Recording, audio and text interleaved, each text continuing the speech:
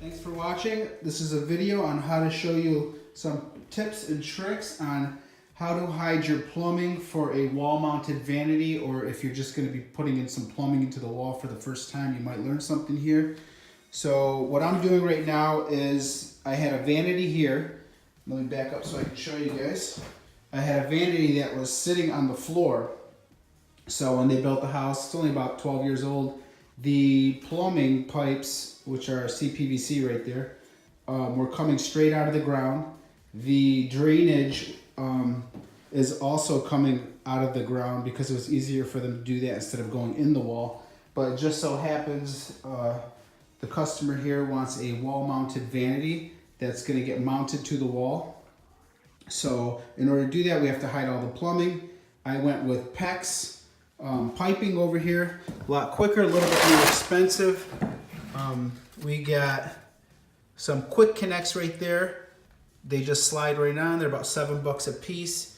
And we went with PEX right there where it connected into there. We went up through there. And if you guys don't know this, PEX has a little bit of flex. So I was able to keep it just maybe a 1/4 inch away from the wall, which is really not recommended, but I really couldn't get in here unless I was gonna try to center it. I'd probably have to break a huge hole in the wall to get in there.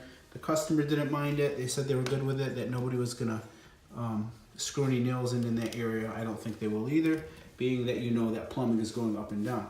So we got that in the wall over there, and we got our shutoffs, which were also quick connects, about $8 a piece at the hardware store.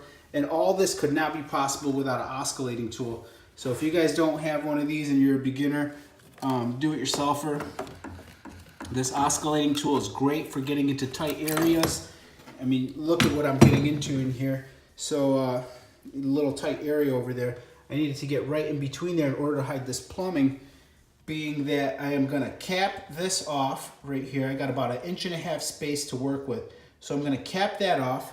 And we still have our drainage. This one is not sealed yet with PVC glue, but instead of what I'm doing is going this way, up under here, this way, up through there. We're gonna be in the wall, going up, and we're gonna come back to the pipe this way. This way everything is hidden in the wall. So just showing you guys some little pointers, and tell me what you guys think, if you learned something. If you didn't, sorry. If you did, thanks, give me a thumbs up. So thanks for watching. Hope this video helps you out.